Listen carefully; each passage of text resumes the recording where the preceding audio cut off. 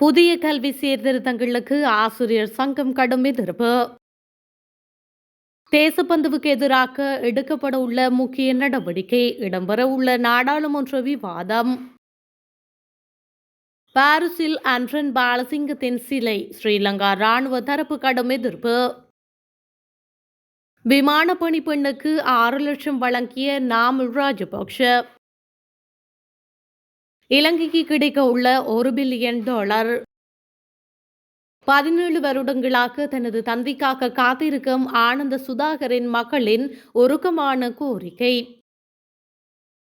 16 தமிழ் இளைஞர்கள் நேற்று விடுதலை.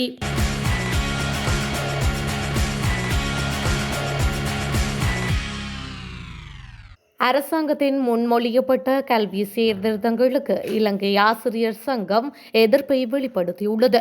ஆலோசனை இல்லாமை, கொள்கையில் முரண்பாடுகள் மற்றும் மாணவர்கள் மீது ஏற்படக்கூடிய எதிர்மறையான தாக்கங்களை இது சுட்டிக்காட்டியுள்ளது. இது தொடர்பில் சங்கத்தின் செயலாளர் ஜோசப் ஸ்டாலின் கருத்து தெரிவிக்கையில், தொழிற்சங்கம் சீர்திருத்தங்களை முற்றிலும் எதிர்க்கின்றது. இந்த சீர்திருத்தங்களில் புதிதாக எதுவும் இல்லை, அவை முன்பே விவாதிக்கப்பட்டுள்ளன. கல்வி அமைச்சர் வகுப்பு அளவை 30 மாணவர்கள் குறைப்பது பற்றி பேசுகின்றார். ஆனால் இந்த ஆண்டு அவர் வெளியிட்ட சுற்றறிக்கையில் ஒரு வகுப்பிற்கு 40 மாணவர்கள் கட்டாயமாக்கப்பட்டுள்ளது. இது எப்படி? சீர்திருத்தங்களை தேசிய கல்வி நிர்வாகம் அல்ல, தேசிய கல்வி ஆணைக்குழுவே வரைவு செய்ய வேண்டும். அந்த நிறுவனத்திற்கு மூலோபாய தொலைநோக்கு பார்வை இல்லை. இந்த சீர்திருத்தங்களை வரைந்த குழு தேசிய கல்வி நிறுவனத்தில் உள்ளது. அவர்களுக்கு தொலைநோக்கு பார்வை இல்லை. பாடசாலையிலிருந்து இடைவிலகல் பற்றி ஜனாதிபதி பேசினர். ஆனால் இந்த சீர்திருத்தங்கள் அந்த எண்ணிக்கையை அதிகரிக்கும். இந்த தன்னிச்சையான முடிவுகளை நாங்கள் முற்றிலும் எதிர்க்கின்றோம் என்று அவர் மேலும் தெரிவித்துள்ளார். காவல்துறை மா அதிபர் தேசப்பந்து தென்னகோனை பதவி நீக்கம் செய்வது குறித்து முக்கியமான விவாதத்தை நடாத்த நாடாளுமன்ற அலுவல்கள் குழு திட்டமிட்டுள்ளது. குறித்த விவாதம் எதிர்வரும் ஆகஸ்ட் 5ஆம் தேதி இடம்பெறவுள்ளதாக தெரிவிக்கப்படுகின்றது. 2022ஆம் ஆண்டு 5ஆம் இலக்க அதிகாரிகளை பதவி நீக்கம் செய்யும் சட்டத்தின் பிரிவு 17 கீழ் இந்த விவாதம் நடாத்தப்பட உள்ளது. இலங்கையில் சட்ட நடைமுறையாக்கத்தில் கொந்தளிப்பான காலகட்டத்தில் காவல்துறை மா அதிபராக பணியாற்றிய தேசப்பந்து தினகோன் தனது நடத்தை மற்றும் தலைமைத்துவம் குறித்து பெருகி வரும் விமர்சனங்களை எதிர்கொண்டுள்ளார். இந்த நிலையில் அவரது நடத்தை மற்றும் அதிகார துஷ்பிரயோகம் தொடர்பில் விசாரிப்பதற்காக நியமிக்கப்பட்ட விசேட குழு அண்மையில் சபாநாயகரிடம் தமது அறிக்கையை கையளித்திருந்தது. இந்த குழு தேசப்பந்து தென்னகோன் அவர் மீதான குற்றச்சாட்டுகளுக்கு குற்றவாளி என கண்டறியப்பட்டுள்ளதாக தமது அறிக்கையில் குறிப்பிட்டுள்ளது.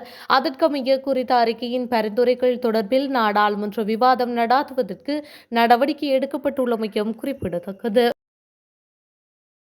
நாடாளுமன்ற உறுப்பினர் நாமல் ராஜபக்ஷ விமான பணிப்பெண் ஒருவரை அலரி மாளிகையின் ஒரு அறைக்கு அழைத்து 6 லட்சம் ரூபாய் சம்பளம் வழங்கினார் என்று பிரதி அமைச்சர் மஹிந்த ஜெயசிங்க தெரிவித்துள்ளார். நேற்றைய தினம் நாடாளுமன்ற அமர்வில் கலந்து கொண்டு கருத்து தெரிவிக்கும் போதே அவர் இவ்வாறு குறிப்பிட்டுள்ளார். மேலும் தெரிவித்த அவர், மக்களின் பணத்தை இவர்கள் இவ்வாறே மோசடி செய்தனர், இப்போது வெட்கமில்லாமல் பேசுகின்றனர். அன்று இவர்களின் தலைவர் மஹிந்த ராஜபக்ஷ 2009ஆம் ஆண்டு பொய் குற்றச்சாட்டு சுமத்தி என்னை அரசியல் பழிவாங்கலில் தொழிலை இல்லாமல் செய்தார்.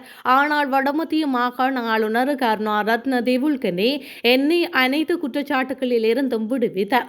நாடாளுமன்றத்தில் சட்டமாக்கப்பட்ட தொழிற்சங்க சட்டத்தின்படி நான் பதவியிலிருந்து விடுவிக்கப்பட்டே தொழிற்சங்க நடவடிக்கையில் ஈடுபட்டேன். உங்களைப் போல் தண்டு சம்பளம் வாங்கவில்லை என அவர் மேலும் குறிப்பிட்டுள்ளார். சச்சிதானந்தம் ஆனந்த சுதாகர் 2008ஆம் ஆண்டு கைது செய்யப்பட்டு 17 வருடங்களாக மெகசின் சிறைச்சாலையில் தடுத்து வைக்கப்பட்டுள்ளார். 2 பிள்ளைகளின் தந்தையான இவருக்கு 9 வருடங்கள் கழித்து ஆயுள் தண்டனை விதிக்கப்பட்டது. இந்த நிலையில் இவரின் 36 வயதான மனைவி ஜோகராணி 2018இல் உயிரிழந்தார். ஆனந்த சுதாகர் மனைவியின் மரண சடங்கிற்கு அழைத்து வந்திருந்த போது அவரின் மகள் சிறைச்சாலை பேருந்தில் ஏறிச் செல்ல முயற்சி செய்திருந்தமை பார்த்தவர்களின் மனதை கலங்க வைத்தது. இன்று இத்தனை ஆண்டுகள் கழித்தும் தாயும் இல்லாது தந்தையும் இல்லாது போராடி வரும் சுதாகரன் மகள் சங்கீதா இந்த அரசாங்கமாவது எனது தந்தையை விடுவிக்க வேண்டும் என்று கோரிக்கை விடுத்துள்ளார். தமிழீழ விடுதலை புலிகள் இயக்கத்தை மீளுருவாக்கம் செய்ய முயற்சித்ததாக குற்றம் சுமத்தப்பட்டு 16 தமிழ் இளைஞர்கள் நேற்று கொழும்பு மேல் நீதிமன்றத்தினால் விடுதலை செய்யப்பட்டுள்ளனர். 2017 முதல் 2020 வரை யாழ்ப்பாணம், பூநகரி மற்றும் பருத்தித்துறை பகுதிகளில் தமிழீழ விடுதலை புலிகள் இயக்கத்தை மீளுருவாக்கவும் 2018 முதல் 2020 வரை ஆயுதங்களும் வெடிபொருட்களும் சேகரித்ததற்கும் 16 தமிழ் இளைஞர்கள் மீது குற்றச்சாட்டுகள் சுமத்தப்பட்டன. இது தொடர்பாக சட்டமா அதிபர் அவர்களுக்கு எதிராக கொழும்பு மேல் நீதிமன்றத்தில் குற்றப்பத்திரம் தாக்கல் செய்திருந்தார். எனினும் கொழும்பு மேல் நீதிமன்றத்தில் நேற்று இந்த வழக்கு விசாரணைக்கு வந்தபோது பிரதிவாதிகளின் சட்டத்தரணிகள் குற்றச்சாட்டுகள் யாழ்ப்பாணம் பிராந்தியத்தில் நிகழ்ந்தவை என்பதால் கொழும்பு மேல் நீதிமன்றத்திற்கு இந்த வழக்கை விசாரிக்கும் அதிகாரமில்லை என வாதிட்டனர். அவர்களின் வாதத்தை ஏற்ற நீதிபதி மகேஷ் வீரமன் குற்றச்சாட்டுகள் இருந்த போதும் நீதிமன்ற நியாயாதிக்க எல்லைக்கு உட்படாத நிலையில் வழக்கை தொடர முடியாது என்று முடிவு செய்துள்ளார். எனவே குற்றச்சாட்டுகளில் இருந்து அந்த 16 இளைஞர்களையும் முற்றிலும் விடுதலை செய்ய உத்தரவிட்டுள்ளமை குறிப்பிடத்தக்கது.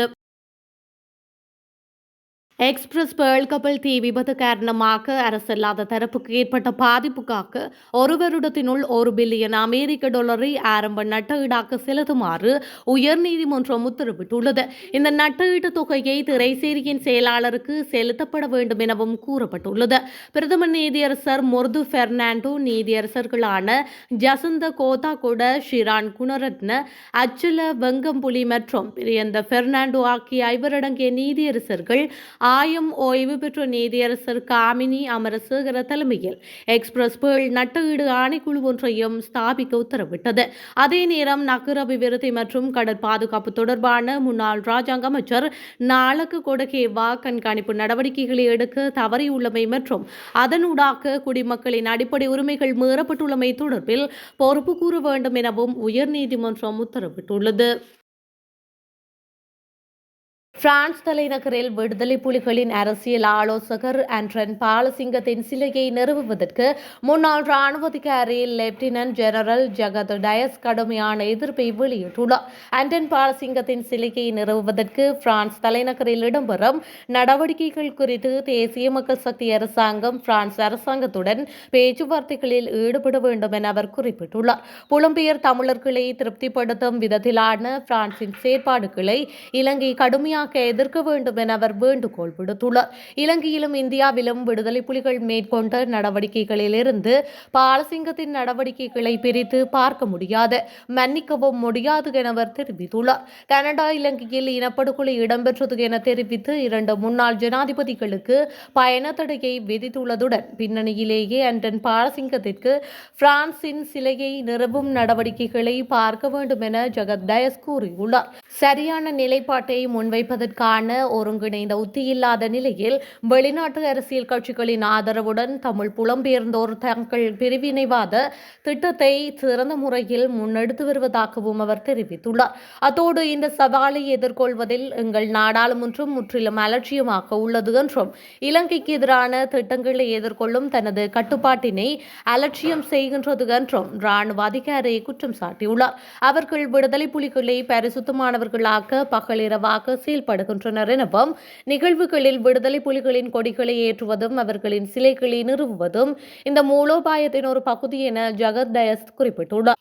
பிரான்ஸ் சிலை தொடர்பில் எங்களின் தூதரகம் என்ன நடவடிக்கை எடுத்துள்ளது என்பது குறித்து அரசாங்கம் பொதுமக்களிற்கு தெளிவுபடுத்த வேண்டும் என தெரிவித்துள்ள அவர், சிலையை நிறுவும் திட்டம் இடம்பெறுகின்ற போதிலும் அரசாங்கமோ எதிர்க்கட்சியோ இதுவரை இது குறித்து வாய் திறக்கவில்லை எனவும் அவர் குறிப்பிட்டுள்ளார்.